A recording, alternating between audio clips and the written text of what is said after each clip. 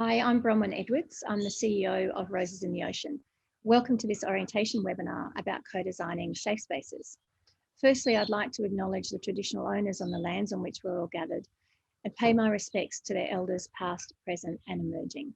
I'd also like to acknowledge people with a lived experience of suicide, be that through your own suicidal thoughts, you may have made an attempt on your life, to the people who care for loved ones through suicidal crisis and for those who are bereaved by suicide.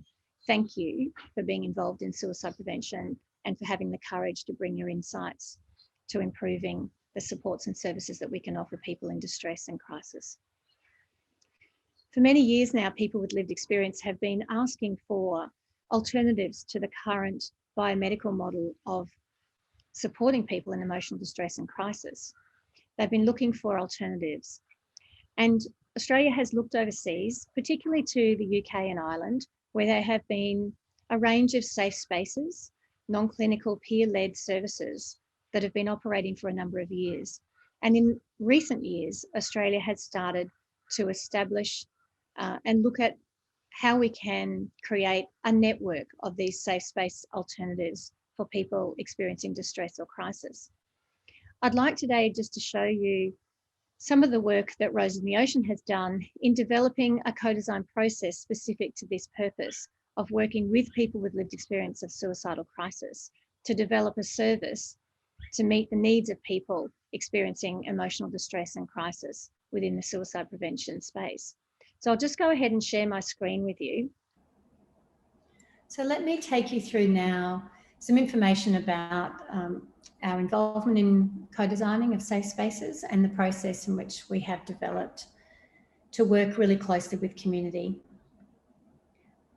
Our expertise in working with people with a lived experience of suicide has been developed over the last 10 years. We've done a lot of work in building the capacity of people with lived experience to be involved in suicide prevention. And we've advocated for many years alongside other people with lived experience of suicide to have alternatives to the current system of services and supports available to those experiencing distress and suicidal crisis. So as a lived experience of suicide organisation, we really understand how critical it is to have input from people with a lived experience of suicide, as well as being able to bring all other stakeholders to the conversation. Our lead facilitators hold qualifications in social work, law, mental health, alcohol and other drugs, support work and peer work. They all have a lived experience of suicide as well. They have extensive experience working in mental health services, in community managed and public health sectors. And all lead facilitators have advanced skills-based knowledge of trauma-informed and recovery-orientated practice and a deep understanding of how to work effectively with marginalised individuals and groups. To date, the co-design projects that we've been involved with include the peer enhancement model of Beyond Blue's The Way Back support service, which is being piloted in Murrumbidgee. We led a local co-design. In fact, we led a national co-design of what that peer enhancement model could look like. And then we also conducted local co-design within the Murrumbidgee area to determine what exactly that model would look like for the Murrumbidgee site. We were also involved in leading the co-design processes for 20 safe havens across New South Wales as part of the Towards Zero Suicide initiatives. And we've been delivering those in both face-to-face and online versions because of COVID-19. There is also post-implementation co-design, which will take place in New South Wales 3 to 6 months past each of the individual safe havens opening their doors.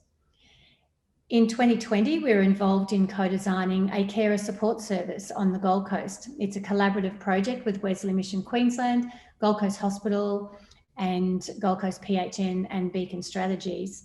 It's also a pilot service. And we have over the last 18 months specifically, because of the need to be able to pivot quite quickly with COVID-19 and the need to be able to continue with co-design processes, we have actually developed a range of options available depending on the amount of time that people have had and also whether it's needed to be face-to-face or completely virtually delivered. So our co-designed approach is grounded in the values of Roses in the Ocean itself And it's also built on our co-design principles of honest conversation, equal partnership, inclusion, shared decision-making, innovation, purposeful involvement and integration. And these values and principles also inform internationally recognised best practice co-design approaches. We've invested a lot of time and expertise and resources into co-designing a co-design process that's very specific to working with and designing services for people with a lived experience of suicide. We are very attuned to the importance of managing expectations and supporting people during periods and situations where power imbalances need to be navigated respectfully in order to achieve best outcomes for the end user. And it's important to note at this point in time as well, that these safe spaces are aimed to be places for people to come to when they're experiencing emotional distress or suicidal crisis. But it's not to say that everyone who comes to a safe space is going to be feeling suicidal. There are a lot of people who deal with intense emotions and emotional pain on a daily basis, and these safe spaces are a place for those people as well. There are specific considerations that we have when co-designing with and for people with a lived experience of suicide. It's really important that we find all the relevant voices. That is, voices that you will genuinely hear from, and there are voices that are often unheard. And we really need to find those voices of people who are potentially not accessing services at the moment, are not known to the services in the region, that they are the people that are potentially staying at home and doing the best they can to stay safe without support. We need their voices. We need to support people to make informed decisions about their readiness to be involved. Is this the right time and the right thing to be involved in right now? So we make sure that as we recruit people with a lived experience of suicide into co-design processes, they're very aware of what the process is, the sorts of conversations they'll have, and they can make an informed decision as if it's the best thing for them right now. We then create an environment which is supportive and safe and provides people the confidence to speak their truth. We provide transparency around expectations. There will always be some form of parameters or hard boundaries when you're designing a service, and we have to just be very transparent around that so that people's expectations are managed. And similarly, for people to understand that Rome wasn't built in a day, and it's really important to still dream big and do that blue sky dreaming and capture the ultimate service that everyone wants, but really understanding that everything may not be possible straight away, depending on infrastructure or funding resources. And then a large part of our role is to make sure that we support everybody, all stakeholders, amidst potential power imbalances, and really hold space for those conversations to be had in a really respectful way so that everyone is equally involved in the process. The language that we use when we're co-designing is really important. You'll see, I think, right across the suicide prevention sector, really great discussions around the evolving language in suicide prevention, mental health areas, and around just being very cognizant of the impact of our words and the impact that the language that we use around our safe spaces can actually determine whether people will or will not feel comfortable coming to the doors.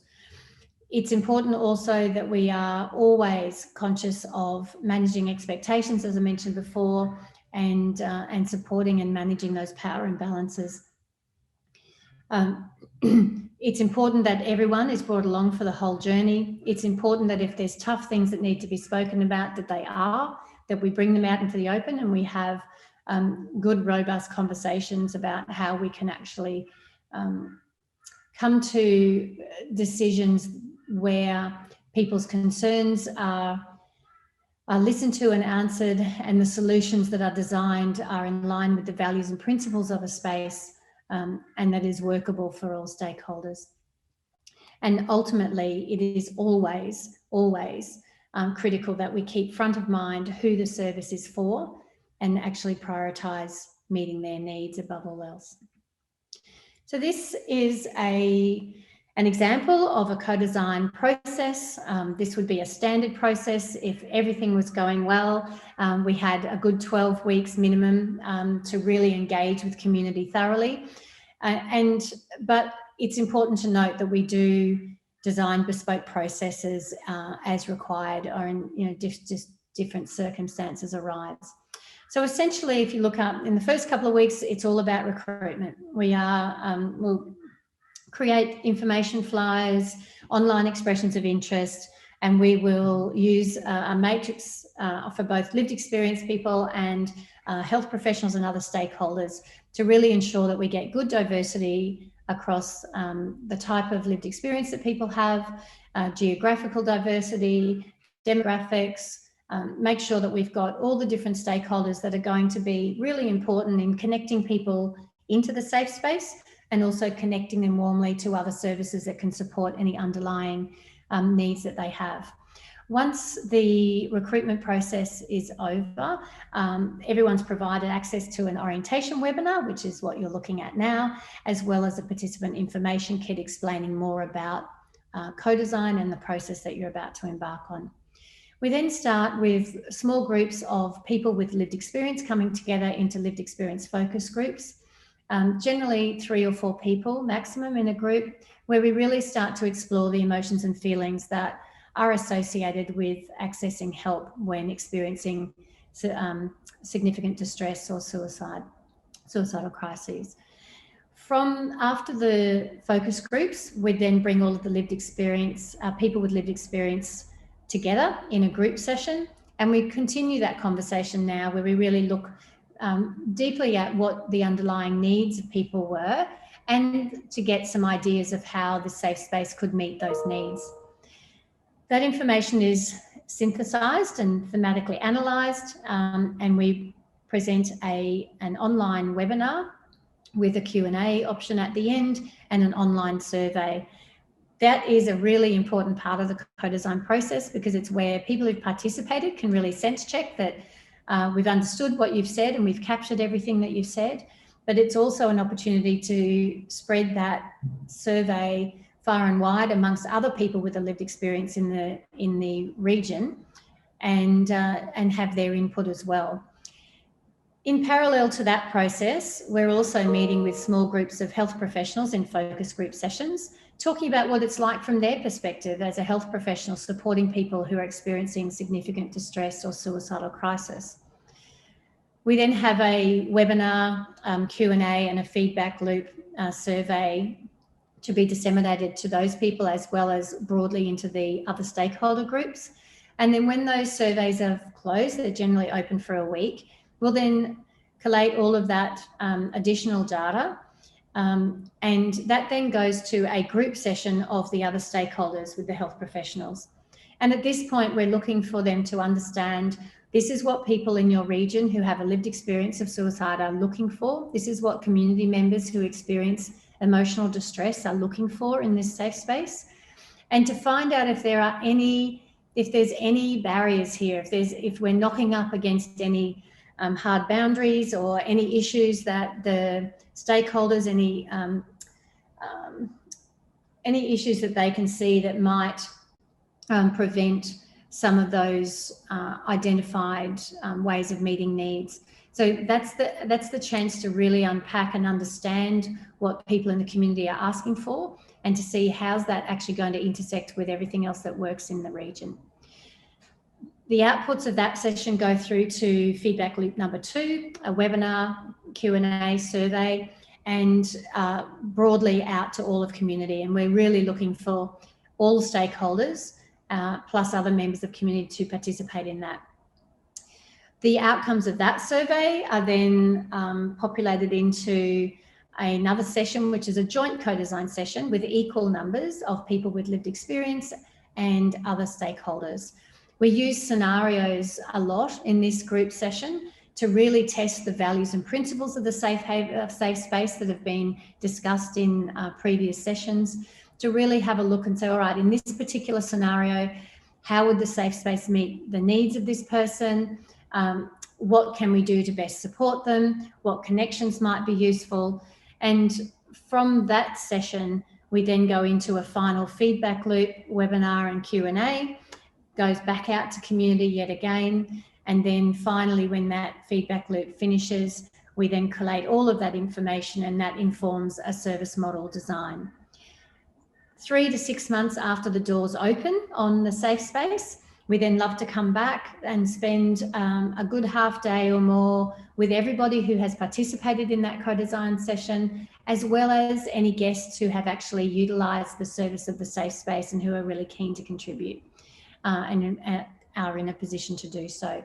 And that just really starts to embed that principle around co-design, that it is an iterative process. Really important that we just continually keep coming together and embed in the service how are they going to then, moving forward, continue on in a way that is, there's this ongoing feedback loop into improving how the service is meeting the needs of people and community. So I know that's a lot of information. You'll be able to watch this again and read the slides back when you have time. But we really, really look forward to working with you, working with your community, and seeing what a safe space looks like and how it actually transforms through the co-design process. So thank you so much for your time, and we look forward to working with you soon.